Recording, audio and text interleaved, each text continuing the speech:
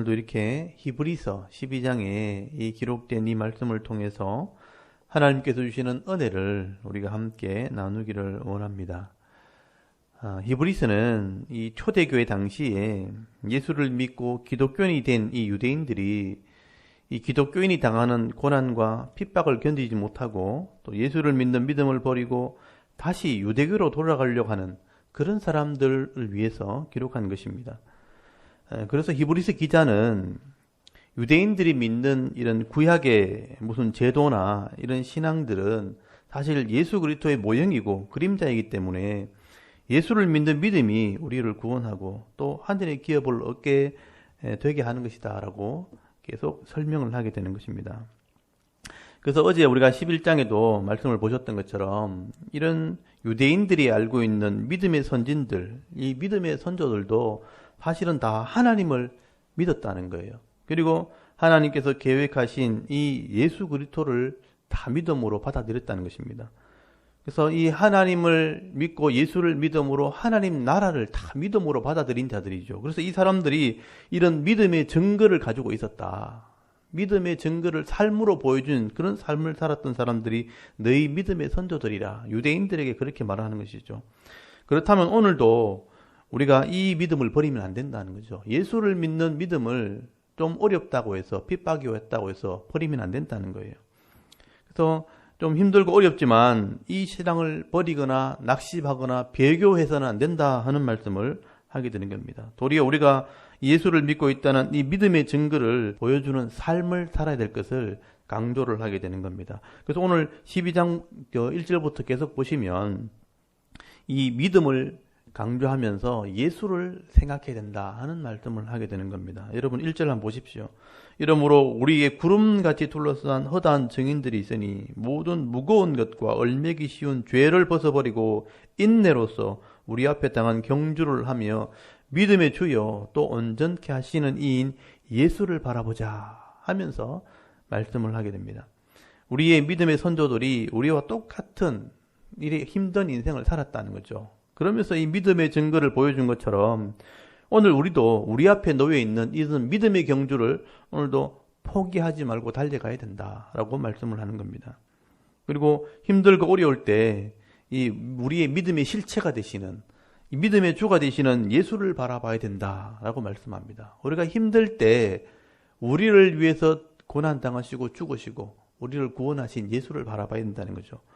왜냐하면 이 예수님이 우리의 믿음의 본이 되기 때문입니다. 여러분 2절 보시면 그래서 믿음의 주라고 표현하잖아요. 믿음의 주여 또 온전케 하시는 이인 예수를 바라보자. 그는 그 앞에 있는 기쁨을 위하여 십자가를 참으사 부끄러움을 개의치 아니하시더니 하나님 보좌 우편에 앉으셨느니라 라고 말씀을 합니다.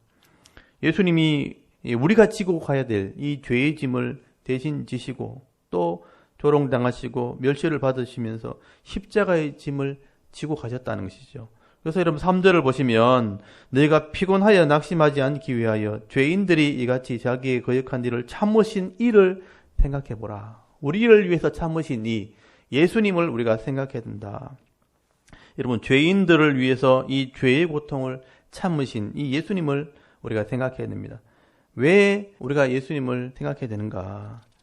우리가 신앙생활 할 때 자꾸 낙심하고 또 포기하고 넘어지는 것은 우리가 예수님이 십자가를 잊어버렸기 때문이라 그렇게 말씀하는 것입니다. 그래서 여러분 우리가 내 마음속에 이 예수님의 마음을 한번 생각해 봐라. 우리 죄를 대신 지시고 고통 당하시고 참으시고 우리를 위해 구원하시고 피 흘려 고난 당하신 이 주님, 우리를 사랑하셨기 때문에 그렇게 했다는 것이죠. 여러분 우리를 위해서 대신 이 죽으신 예수님이 우리가 실망하고 낙심하는 거 보면 그냥 있겠나는 거죠. 우리를 위해서 대신 죽으시고 우리를 구원하시는 그 예수님이 우리가 조금 어렵다고 해서 신앙을 포기하고 넘어지려고 할 때 우리를 위해 대신 죽으신 이 예수님께서 그냥 두시겠나. 잘못하면 때리기도 하고 때로는 책망하기도 하고 때로는 위로하기도 하고 붙잡아 주시는 이 주님이 있다는 것을 우리가 한번 생각해 봐라. 그래서 여러분 우리가 예수를 믿는다고 하면서 죄를 짓고 또 어려움 당하면서 넘어지려고 할 때 예수님을 생각하면서 인내해야 된다. 또 믿음으로 견뎌야 된다 하는 말씀을 하게 되는 것이죠. 그래서 여러분 4절부터 보시면 이 히브리서 기자가 성도들을 위해서 권면의 말씀을 하게 되는 것을 보게 됩니다. 우리가 바로 하지 못하면, 바른 신앙생활 하지 못하면 때로는 하나님이 우리를 징계하신다는 거예요. 여러분 정신 차리라고 때로는 때리기도 하시고 신앙생활 하는데도 힘든 일이 생길 수 있다. 그렇다고 낙심하면 안 된다는 거죠. 그래서 하나님의 마음을 생각하고 예수의 마음을 생각하고 다시 한번 일어서야 된다. 여러분 4절 한번 보십시오. 4절 이하에 보시면 너희가 죄와 싸우되 아직 피 흘리기까지 대항하지 아니하고 또 아들들에게 권하는 것 같이 너희에게 권면하신 말씀도 잊었도다. 일러서되 내 아들아 주의 징계하심을 경히 여기지 말고 그에게 꾸지람을 받을 때 낙심하지 말라. 그렇게 말씀하는 것을 보게 됩니다. 이 말씀이 사실 거기 안쪽으로 좀 들어가서 이게 인용이 된 것을 볼 수 있죠. 그래서 거기 기억이라고 되어 있고 5절 중간에 보시면 잠언에 있는 말씀을 인용했다고 되어 있습니다. 잠언 3장 11절 12절 말씀을 인용했다는 거죠. 하나님께서 부모가 자식을 훈계하고 징계하는 것처럼 자기 백성을 하나님께서 때로는 징계하시고 때로는 훈계하실 때가 있다는 거죠. 여러분 만약에 자식이 잘못된 길을 가는데 징계하지 않는 아버지가 있다면 그 사람은 진짜 아버지가 아니라는 거죠. 그래서 때로는 아버지가 자식을 사랑하기 때문에 잘못된 길을 가면 또는 이렇게 죄의 길을 간다든지 실족하게 되어지면 때릴 때도 있다는 거, 징계할 때가 있다는 겁니다.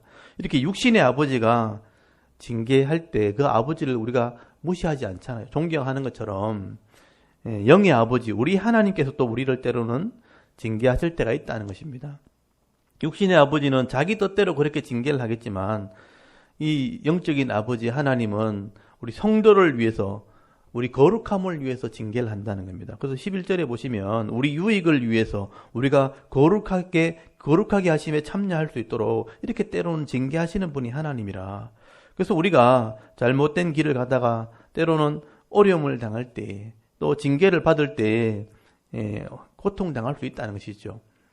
그럴 때 슬퍼하거나 낙심하지 말고 연단을 잘 받으면 이것 때문에 도리어 열매를 맺게 되는 것이다. 그래서 의와 평강의 열매를 맺게 된다. 여러분 12절부터 한번 보십시오. 12절부터 보시면 이런 이 연단을 받고 열매를 맺기 위해서 우리가 힘을 내야 된다라고 말씀을 합니다. 여러분 12절에 보면 그러므로 피곤한 손과 연약한 무릎을 이렇게 세우고 너희 발을 위하여 곧은 길을 만들어 저는 다리로 하여금 어그러지지 않고 고침을 받게 해라. 이게 우리 신앙이 돼야 된다라고 말씀을 합니다.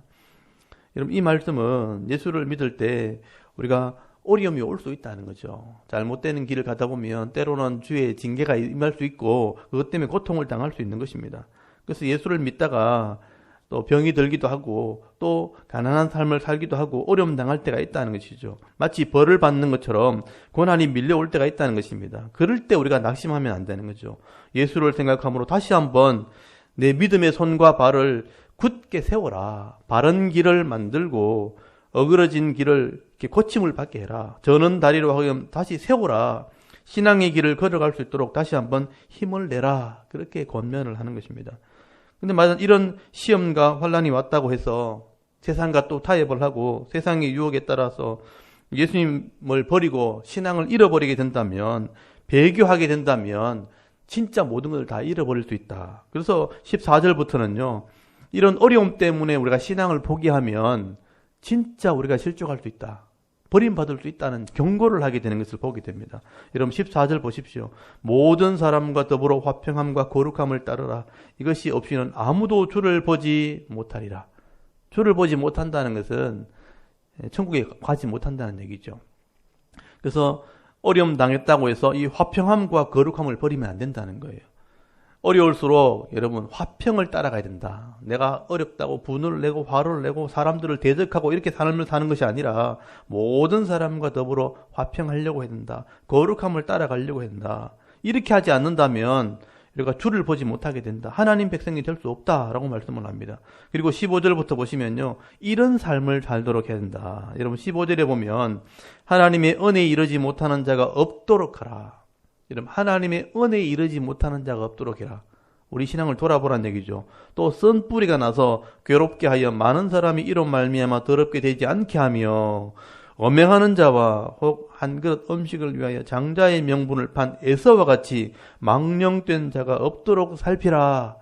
에서를 지금 비유로 설명을 하고 있죠. 이렇게 하나님의 은혜를 잃어버리고 쓴뿌리가 나서 쓴뿌리가 속에서부터 올라온 잘못된 고통을 말합니다. 이 쓴뿌리가 올라와서 만나는 사람마다 자꾸 괴롭게 하거나 에서처럼 세상의 욕심을 채우려고 신앙을 팔아버리는 팥죽 한 그릇에 자기의 장자권, 이 복을 팔아버리는 그런 어리석은 삶을 살지 말라는 것입니다. 이렇게 에서처럼 살다가는 받은 복도 잃어버리게 된다는 거예요. 그리고 나중에 눈물로 호소하는 일들도 벌어지고 나중에 버림받게 될 것이라 회개할 기회도 얻지 못하게 되는 일이 있을 수 있다. 에서가 그랬다는 거예요. 장자의 복은 태어날 때부터 받는 복입니다. 태어날 때부터 받는 그 복을 팥죽 한 그릇에 팔아버린 게 에서예요. 그리고 우리가 하나님의 은혜로 구원받은 은혜가 있는데 우리가 세상의 유혹에 넘어져서 고통당했다고 어려움당했다고 신앙 버려버리면 원래부터 우리에게 주어진 복도 잃어버릴 수 있다. 에서처럼 회개할 기회도 얻지 못할 수 있다 하는 경고를 하게 되는 것입니다. 그리고 18절부터는요. 마지막 경고입니다. 18절부터 보시면 여기 시내산에서 율법을 받을 때 이스라엘 백성이 두려움으로 하나님 말씀을 받았다는 거죠.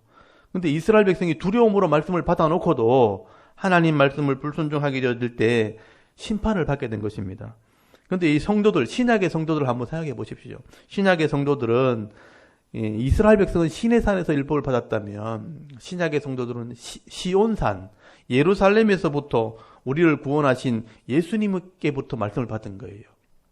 예루살렘으로부터 예수님을 통해서 이 말씀을 받은 이 말씀을 불순종하게 된다면 그냥 두겠느냐. 시내산에서 말씀을 받았던 이스라엘도 심판을 냈다. 불순종하면 심판을 했다면 예루살렘에서 예수님을 통해서 받은 이 말씀을 우리가 불순종한다면 그냥 두시겠는가? 한번 생각해봐라. 여러분 25절 한번 보십시오. 너희는 삼가 말씀하신 이를 거역하지 말라. 이 말씀하신 이가 바로 하나님과 예수님입니다. 땅에서 경고하신 이를 거역한 그들이 피하지 못하였거든. 이스라엘 백성들이 땅에서 율법을 받았지만 불순종할 때 심판을 받고 피하지 못했다는 거예요. 하물며 하늘로부터 경고하신 이를 배반하는 우리일까 보냐. 예수님을 통해서 성령을 통해서 말씀을 깨닫고 예수 믿은 성도들이 이 말씀을 거역한다면 이 말씀을 배반한다면 그냥 두시겠는가 한번 생각해봐라. 여러분 우리가 예수를 믿는 믿음을 버리고 하나님 말씀을 버리게 되면 반드시 심판을 받을 수밖에 없으니까 절대로 그렇게 하지 말라는 뜻입니다. 그래서 여러분 28절 한번 보십시오. 그러므로 우리가 흔들리지 않는 나라, 하나님의 나라의 복을 받았은즉 은혜를 받자. 우리가 해야 될 일입니다. 어려울 때마다 말씀을 통해서 은혜를 받자. 이로 말미암아 경건함과 두려움으로 하나님을 기쁘시게 섬길지니 우리 하나님은 소멸하시는 불이시라. 소멸하는 불이 심판한다는 뜻입니다. 우리 하나님은 말씀대로 심판하시는 분이기 때문에 어려움 당할 때, 예수 믿는 것 때문에 어려움 당할 때 절대로 우리가 낙심하거나 신앙을 버리거나 흔들려서는 안 된다는 겁니다. 은혜를 받고 경건한 마음과 하나님을 두려워하는 마음으로 하나님을 기쁘시게 하는 삶을 살아야 심판을 받지 않고 구원을 받게 되어지고 이 땅에서 복을 받게 되는 믿음 있는 성도가 되는 것이다 라고 말씀을 하게 되는 겁니다.